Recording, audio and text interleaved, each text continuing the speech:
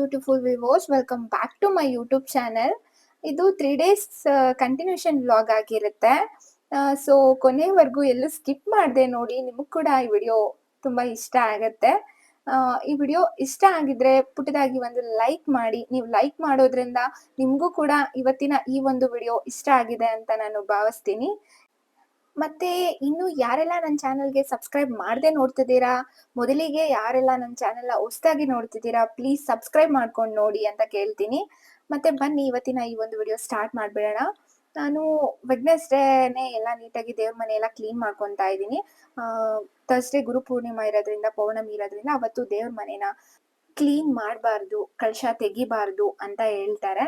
So ಅದರಿಂದ ನಾನು one day ಮುಂಚೆನೆ ಎಲ್ಲ ರೆಡಿ ಮಾಡಿ ಇಟ್ಕೊತಾ ಇದ್ದೀನಿ.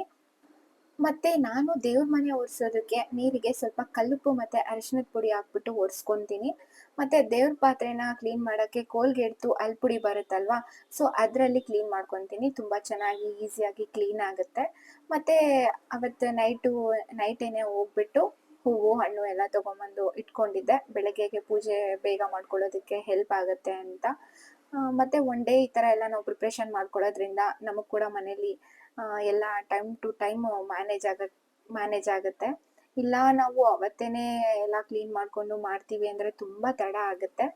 ಸೊ ಇವತ್ತು ಗುರು ಪೂರ್ಣಿಮಾ ಇರೋದ್ರಿಂದ ಇವತ್ತು ನಾವು ಸಾಯಿಬಾಬಾ ಮತ್ತು ಇಲ್ಲ ರಾಯರ ದೇವಸ್ಥಾನಕ್ಕೆ ಹೋಗಿ ಬಂದರೆ ತುಂಬಾನೇ ಒಳ್ಳೇದಾಗುತ್ತೆ. ಸೊ ಅದಕ್ಕೇನೆ ನಾನು ಮನೆಯಲ್ಲಿ ನೈವೇದ್ಯಕ್ಕೆ ಅಂದ್ಬಿಟ್ಟು ಕಡಲೆಕಾಳು ಉಸ್ಲಿ ಮಾಡ್ಕೊತಾ ಇದ್ದೀನಿ. ಆ್ಯಕ್ಚುಲಿ ಇವತ್ತು ಮನೆಯಲ್ಲಿ ರಾಯರಿಗೆ ಕಡಲೆಕಾಳದು ಉಸ್ಲಿ ನೈವೇದ್ಯ ಮಾಡಿ ಇಟ್ಟು, ಮತ್ತೆ ಯೆಲ್ಲೋ ಕಲರ್ ಬಟ್ಟೆನ ನಾವು ಹಾಕ್ಕೊಂಡು ಮನೇಲೂ ಪೂಜೆ ಮಾಡಿ ದೇವಸ್ಥಾನಕ್ಕೆ ಹೋದ್ರೆ ತುಂಬ ಒಳ್ಳೇದು ಅಂತ ಹೇಳ್ತಾರೆ.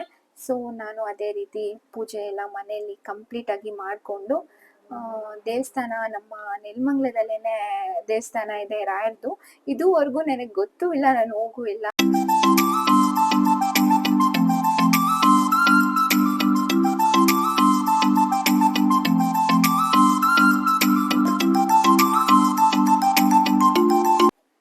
ಮನೆಯಲ್ಲಿ ಪೂಜೆ ಎಲ್ಲ ಮುಗಿಸ್ಕೊಂಡು ನೆಲಮಂಗಲದಲ್ಲೇ ಇರೋ ನಮ್ಮ ರಾಯರ ಮಠಕ್ಕೆ ಹೋಗ್ತಾ ಇದ್ದೀವಿ ನಾವು.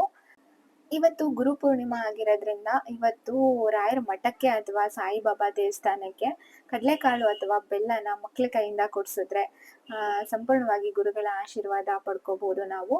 ಮತ್ತೆ ತುಪ್ಪದ ಆರತಿ ಕೂಡ ತಗೊಂಡು ಬೆಳಗ್ತಾ ಇದ್ದೀವಿ. ಸೊ ಮನೆಯಿಂದ ತಗೊಬರೋದು ಮರ್ತ್ಬಿಟ್ಟೆ ನಾನು ಇವತ್ತು. ಸೊ ಅದಕ್ಕೆ ಇಲ್ಲೇ ತಗೊಂಡು ಬೆಳಗ್ತಾ ಇದ್ದೀವಿ.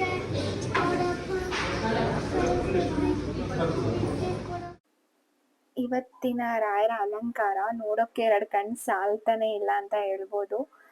ತುಂಬಾ ನೆಮ್ಮದಿ ಅನ್ನಿಸ್ತು. ಒಂಥರ ಪ್ರಸಾದ ತಗೊಂಡು ಮನೆಗೆ ಬರೋ ಅಷ್ಟರಲ್ಲಿ ಆಲ್ರೆಡಿ ಪಾಪುಗೆ ಸ್ಕೂಲ್ಗೆ ಟೈಮ್ ಆಗ್ಬಿಟ್ಟಿತ್ತು. ಸೊ ಬೆಳಗ್ಗೆ ಹೊತ್ತು ನಮಗೆ 2 ಕೈ ಸಾಲೋದೇ ಇಲ್ಲ ಅನ್ಸುತ್ತೆ. ಸೊ ಹೇಗೋ ಕರ್ಕೊಂಡೋಗಿ ಸ್ಕೂಲಿಗೆ ಬಿಟ್ಟಿದ್ದಾಯ್ತು.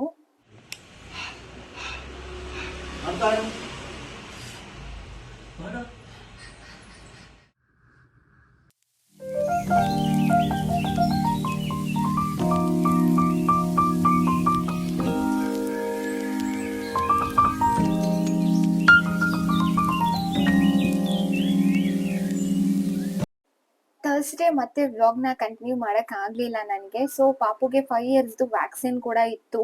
ಸೊ ಪಾಪುನ ಸ್ಕೂಲಿಂದ ಕರ್ಕೊಂಬಂದು ಸಂಜೆ ವ್ಯಾಕ್ಸಿನ್ಗೆ ಹೋದ್ವಿ. ಅಲ್ಲಿಂದ ಬರ್ತಾ ಲೇಟ್ ಆಗೋಯ್ತು, ವ್ಲಾಗ್ನ ಕಂಟಿನ್ಯೂ ಮಾಡೋಕ್ಕಾಗಲಿಲ್ಲ.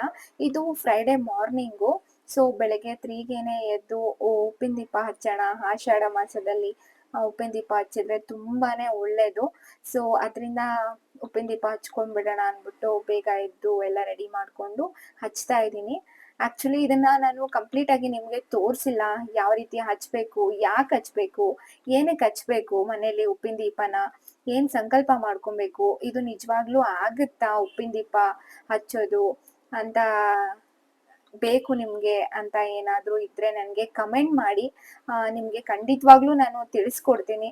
ಈ ಉಪ್ಪಿನ ದೀಪನ ಐಶ್ವರ್ಯ ದೀಪ ಅಂತ ಕೂಡ ಕರೀತಾರೆ. ನಿಜವಾಗ್ಲೂ ಇದರಿಂದ ನನಗೆ ಹೆಲ್ಪ್ ಆಗಿರೋದಕ್ಕೆ, ನನಗೆ ಒಳ್ಳೇದಾಗಿರೋದಕ್ಕೇನೆ ನಾನು ನಿಮ್ಗೆ ಹೇಳ್ತಾ ಇರೋದು. ನನ್ಗೆ ವರ್ಕ್ ಆಗಿಲ್ಲ, ನನ್ಗೆ ಒಳ್ಳೇದಾಗಿಲ್ಲ ಅಂದ್ರೆ ಖಂಡಿತವಾಗ್ಲೂ ನಾನು ಹೇಳಕ್ ಹೋಗಲ್ಲ. ಸೊ ನಿಮ್ಗೇನಾದ್ರೂ ಇಂಟ್ರೆಸ್ಟ್ ಇದ್ದು ನಿಮ್ಗೆ ತಿಳ್ಕೊಬೇಕು ಅಂತ ಅನ್ಸಿದ್ರೆ ಸೊ ಕಮೆಂಟ್ ಮಾಡಿ. ಇದು ಯಾವ ತರ ಏನು ಅಂತ ನಿಮ್ಗೆ ನಾನು ತಿಳಿಸ್ಕೊಡ್ತೀನಿ. ಈ ದೀಪವನ್ನ ಆಷಾಢ ಮಾಸದಲ್ಲೇ ಹಚ್ಬೇಕು ಅಂತೇನಿಲ್ಲ. ಅಂದ್ರೆ ಹೆಣ್ಣು ದೇವರುಗಳಿಗೆ ಆಷಾಢ ಮಾಸದಲ್ಲಿ ತುಂಬಾ ಪ್ರಾಮುಖ್ಯತೆ ಕೊಟ್ಟಿರೋದ್ರಿಂದ ಸೊ ಈ ಟೈಮಲ್ಲಿ ಹಚ್ಚಿದ್ರೆ ಇನ್ನೂ ತುಂಬಾ ಒಳ್ಳೇದು. ಅದು ಬಿಟ್ಟು ನೀವು ಶುಕ್ರವಾರ, ಅಮಾವಾಸ್ಯೆ, ಪೌರ್ಣಮಿ ಬರುತ್ತಲ್ವಾ, ಇಷ್ಟು ವಾರ ಅಂತ ಸಂಕಲ್ಪ ಮಾಡ್ಕೊಂಡು ನೀವು ಹಚ್ಬೋದು. ಮತ್ತೆ ನಾನು ಇವತ್ತು ಮನೇಲಿ ಧೂಪ ಕೂಡ ಹಾಕೊಳ್ಳೋಣ ಅಂದ್ಬಿಟ್ಟು ಧೂಪ ಕೂಡ ಮಾಡ್ಕೊತಾ ಇದ್ದೀನಿ. ಆಕ್ಚುಲಿ ನಾನು ಈ ಒಂದು ಐಶ್ವರ್ಯ ದೀಪನ ಈ ಸರಿ ನನ್ನ ಯೂಟ್ಯೂಬ್ ರಿಲೇಟೆಡ್ಗೆನೆ ಸಂಕಲ್ಪ ಮಾಡ್ಕೊಂಡು ಹಚ್ತಾ ಇದ್ದೀನಿ. ಸೊ ಅದು ಆಗಿದ್ದ ದಿವಸ ಖಂಡಿತ ನಿಮ್ಮ ಹತ್ರ ಕೂಡ ನಾನು ಶೇರ್ ಮಾಡ್ಕೊಂತೀನಿ. ಖಂಡಿತವಾಗ್ಲೂ ಈ ದೀಪ ಹಚ್ಚೋದ್ರಿಂದ ತುಂಬಾ ಒಳ್ಳೇದಾಗುತ್ತೆ. ಪೂಜೆ ಎಲ್ಲ ಮುಗಿಸ್ಕೊಂಡು ತಿಂಡಿ ರೆಡಿ ಮಾಡ್ಕೊಳ್ಳೋಣ ಅಂತ ಅಡ್ಗೆ ಮನೆ ಒಳಗಡೆ ಹೋದೆ. ಹಾಲು ಕಾಯಕ್ಕಿಟ್ಟಿದ್ದೆ, ಸೊ ಹಾಲು ಕೂಡ ಉಪ್ಪಿಟ್ಟಿತ್ತು. ಸೊ ಇಲ್ಲಿ ತಿಂಡಿಗೆ ಅಂತ ಪನ್ನೀರ್ ಬಟರ್ ಮಸಾಲ ಮತ್ತೆ ಚಪಾತಿ ರೆಡಿ ಮಾಡ್ಕೊತಾ ಇದ್ದೀನಿ ನಾನು. ಮೊದಲಿಗೆ ಒಂದ್ ಕಡೆಗೆ 4 ರಿಂದ 5 ಟೇಬಲ್ ಸ್ಪೂನ್ ಆಯಿಲ್ ಹಾಕೊಂಡು ಒಂದು 3 ರಿಂದ 4 ಈರುಳ್ಳಿನ ಸಣ್ಣದಾಗಿ ಹಚ್ಚಿಟ್ಕೊಂಡು ಹಾಕೊಂಡು ಫ್ರೈ ಮಾಡ್ಕೊಂಡು, ಖಾರಕ್ಕೆ ತಕ್ಕಷ್ಟು ಖಾರದ ಪುಡಿ, 1 ಸ್ಪೂನು ಧನಿಯಾ ಪುಡಿ, 1 ಸ್ಪೂನ್ ಜೀರಿಗೆ ಪುಡಿ, 1/4 ಟೀ ಸ್ಪೂನು ಅರಿಶಿಣದ ಪುಡಿ ಹಾಕೊಂಡು ಅದ್ರ ಜೊತೆಗೆ ಚೆನ್ನಾಗಿ ಲೋ ಫ್ಲೇಮ್ ಇಟ್ಕೊಂಡು ಫ್ರೈ ಮಾಡ್ಕೊತಾ ಇದ್ದೀನಿ. ಇದು ಫ್ರೈ ಆಗಿದ್ದು ಸ್ವಲ್ಪ ಚೆನ್ನಾಗಿ ಫ್ರೈ ಆಗಿದ ನಂತರ ಶುಂಠಿ ಬೆಳ್ಳುಳ್ಳಿ ಪೇಸ್ಟ್ 1 ಸ್ಪೂನಷ್ಟು ಶುಂಠಿ ಬೆಳ್ಳುಳ್ಳಿ ಪೇಸ್ಟ್ ಹಾಕೊಂಡು ಅದೇ ರೀತಿ ಮತ್ತೆ ನಾನು ಫ್ರೈ ಮಾಡ್ಕೊತಾ ಇದ್ದೀನಿ. ಇದೆಲ್ಲ ಚೆನ್ನಾಗಿ ಸ್ವಲ್ಪ ಫ್ರೈ ಆದ್ಮೇಲೆ ಒಂದು 2 ರಿಂದ 3 ಟೊಮ್ಯಾಟೋನ ಪ್ಯೂರಿ ಮಾಡಿ ಇಟ್ಕೊಂಡಿದ್ದೆ ನಾನು. ಅದನ್ನ ಕೂಡ ಇವಾಗ ಆಡ್ ಮಾಡ್ಕೊತಾ ಇದ್ದೀನಿ. ಇದನ್ನ ಆಡ್ ಮಾಡ್ಕೊಂಡು ನೀಟಾಗಿ ಚೆನ್ನಾಗಿ ಫ್ರೈ ಕೊಟ್ಕೊಂಡು ಸ್ವಲ್ಪ ಚೆನ್ನಾಗಿ ಅದು ಫ್ರೈ ಆದ ನಂತರ ಒಂದು 2 ಟೇಬಲ್ ಸ್ಪೂನು ಮೊಸರನ್ನ ಸ್ವಲ್ಪ ಸ್ಪೂನಲ್ಲಿ ನೀಟಾಗಿ ಈ ತರ ಮಿಕ್ಸ್ ಮಾಡಿ ಆಡ್ ಮಾಡ್ಕೊಂಡು ಮತ್ತೆ ನೀಟಾಗಿ ಫ್ರೈ ಮಾಡ್ಕೊತಾ ಇದ್ದೀನಿ. ಇದು ಚೆನ್ನಾಗಿ ಫ್ರೈ ಆದಕ್ಕಿದ ನಂತರ ಎಷ್ಟು ನಿಮ್ಗೆ ನೀರ್ ಬೇಕು, ಎಷ್ಟು ಗ್ರೇವಿ ನಿಮ್ಗೆ ಎಷ್ಟು ತೆಳು ಬೇಕು ಅದನ್ನ ನೋಡ್ಕೊಂಡು ನಿಮ್ಗೆ ನೀರನ್ನ ಆಡ್ ಮಾಡ್ಕೊಂಡು ರುಚಿಗೆ ತಕ್ಕಷ್ಟು ಉಪ್ಪು ಹಾಕೊತಾ ಇದ್ದೀನಿ ನಾನಿಲ್ಲಿ. ಇದು ಸ್ವಲ್ಪ ಚೆನ್ನಾಗಿ ಕುದಿ ಬಂದ್ಮೇಲೆ ನಾನು ಪನ್ನೀರ್ನ ಕಟ್ ಮಾಡಿ ಇಟ್ಕೊಂಡಿದ್ದೆ, ಸೊ ಪನ್ನೀರ್ನ ಕೂಡ ಆಡ್ ಮಾಡ್ಕೊತಾ ಇದ್ದೀನಿ.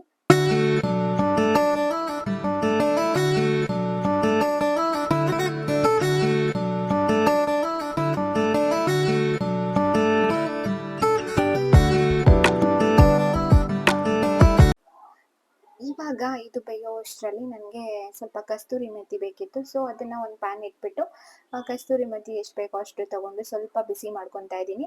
ಯಾಕಂದ್ರೆ ಸ್ವಲ್ಪ ಬಿಸಿ ಮಾಡ್ಕೊಂಡ್ರೆ ನೀಟಾಗಿ ಅದು ಹಿಂಗೆ ಪುಡಿ ಆಗುತ್ತೆ, ಇಲ್ಲಾಂದ್ರೆ ಅದು ಹಂಗೆ ಇರುತ್ತೆ. ಸೊ ಅದರಿಂದ ಇದಾದ ನಂತರ ನಾನಿಲ್ಲಿ ಒಂದು 2 ರಿಂದ 3 ಹಸಿಮೆಣಸಿನಕಾಯಿನ ಕಟ್ ಮಾಡಿ ಇಟ್ಕೊಂಡಿದ್ದೆ. ಇವಾಗ ಅದನ್ನ ಕೂಡ ಆಡ್ ಮಾಡ್ಕೊತಾ ಇದ್ದೀನಿ. ಇದನ್ನ ಆಡ್ ಮಾಡಿ ಚೆನ್ನಾಗಿ ಮಿಕ್ಸ್ ಕೊಟ್ಕೊಂಡ್ರೆ ಇದು ಸ್ವಲ್ಪ ಚೆನ್ನಾಗಿ ಬೇಯಬೇಕು. ಒಂದು ಕನ್ಸಿಸ್ಟೆನ್ಸಿಗೆ ಬರಬೇಕು, ಒಂದು ಗ್ರೇವಿ ಟೈಪ್ ಕನ್ಸಿಸ್ಟೆನ್ಸಿಗೆ ಬಂದ್ರೆ ಅವಾಗ ರೆಡಿ ಆಗಿದೆ ಅಂತ. ಇವಾಗ ಇದಕ್ಕೊಂದು ಸ್ವಲ್ಪ ಗರಂ ಮಸಾಲ ಆಡ್ ಮಾಡ್ಕೊತಾ ಇದ್ದೀನಿ. ಗರಂ ಮಸಾಲ ಆಡ್ ಮಾಡಿ ಚೆನ್ನಾಗಿ ಮಿಕ್ಸ್ ಕೊಟ್ಟು ಸ್ವಲ್ಪ ಅದು ಬಾಯ್ಲ್ ಆಗಕ್ಕೆ ಬಿಡಬೇಕು. ಇದು ಬೇಯ್ತಾ ಬೇಯ್ತಾ ಬೇಯ್ತಾ ಒಂದು ಕನ್ಸಿಸ್ಟೆನ್ಸಿಗೆ ಬರುತ್ತೆ. ಇದಾದ ನಂತರ ಲಾಸ್ಟಿಗೆ ಕಸ್ತೂರಿ ಮೆಥಿ ಮತ್ತೆ ಸ್ವಲ್ಪ ಬಟರು, ಒಂದ್ ಸ್ವಲ್ಪ ನಿಮ್ಗೆ ಎಷ್ಟು ಬೇಕು ಬಟರ್ ಇದ್ರೆ ಆಡ್ ಮಾಡ್ಕೊಳ್ಳಿ, ಬಟರ್ ಇಲ್ಲ ಅಂದ್ರೂ ಪರವಾಗಿಲ್ಲ. ನಾನು ಲಾಸ್ಟಿಗೆ ಸ್ವಲ್ಪ ಬಟರ್ನ ಆಡ್ ಮಾಡ್ಕೊತಾ ಇದ್ದೀನಿ. ಬಟರ್ನ ಆಡ್ ಮಾಡಿಬಿಟ್ಟು ಸ್ವಲ್ಪ ಕಂಪ್ಲೀಟ್ ಆಗಿ ಒಂದು 2 ಮಿನಿಟ್ಸು ಕುಕ್ ಆಗಕ್ಕೆ ಬಿಟ್ರೆ ಕಂಪ್ಲೀಟ್ ಆಗಿ ಒಂದು ಗ್ರೇವಿ ಕನ್ಸಿಸ್ಟೆನ್ಸಿಗೆ ಬರುತ್ತೆ. ನೀವು ಇದಕ್ಕೆ ಚಪಾತಿ, ರೊಟ್ಟಿ, ದೋಸೆ ಎಲ್ಲ ತರನೂ ಟ್ರೈ ಮಾಡ್ಬೋದು. ತುಂಬಾ ಚೆನ್ನಾಗಿರುತ್ತೆ. ಒಂದ್ಸತಿ ಟ್ರೈ ಮಾಡಿ ಹೇಗ್ ಬಂತು ಅಂತ ನನಗೆ ಕಮೆಂಟ್ ಮಾಡಿ. ಇದಾಗಿತ್ತು ಇವತ್ತಿನ ಈ ಒಂದು ವಿಡಿಯೋ.